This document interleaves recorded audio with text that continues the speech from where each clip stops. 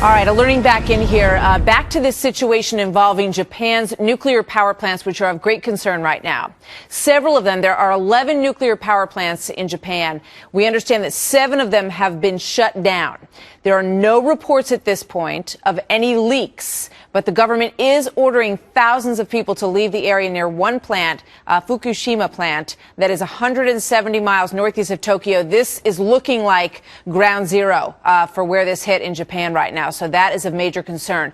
Now, the reason that they want people to get away from this area is because the plant's coolant system for the reactor is apparently not functioning the way it should be. So how serious is this, of course, is the question there. And joining me now on the phone is Mark Hibbs, a senior associate at the Carnegie Endowment Nuclear Policy Program. He joins us with his expertise this morning. Mark, thank you. Good to have you here this morning. Thank you. What does any of that tell you about how much danger there is around this plant right now?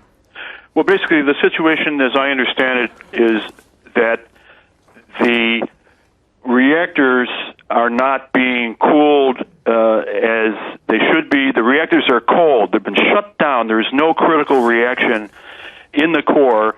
But what we have is a situation where the fuel in the core, the fuel rods, are hot. Mm-hmm. And you've got to cool those fuel rods for a certain period of time, several days at the least, to prevent the closed circulation system in the core from heating up and damaging and destroying that fuel.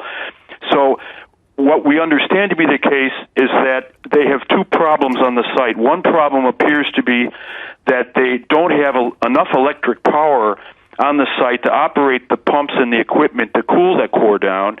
And the other problem is that they've got diesel generators, which likewise are failing, and that may be as a result of the impact of the quake. Right. So right now, as a precautionary measure, the Japanese authorities have evacuated the entire area within a perimeter of 3 kilometers away from the reactors. They are doing that. People are leaving.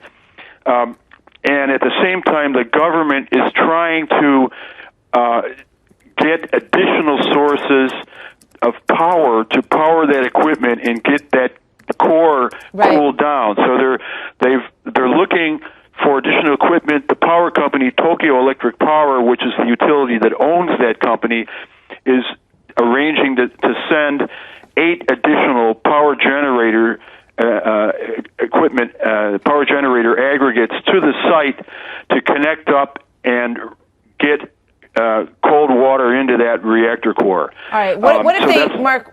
Just quickly before we go, if you can, what happens if they can't accomplish that? If they don't succeed? What's going to happen is you're going to have water that's going to heat up in there. The water will get to the point where it begins boiling out of the core.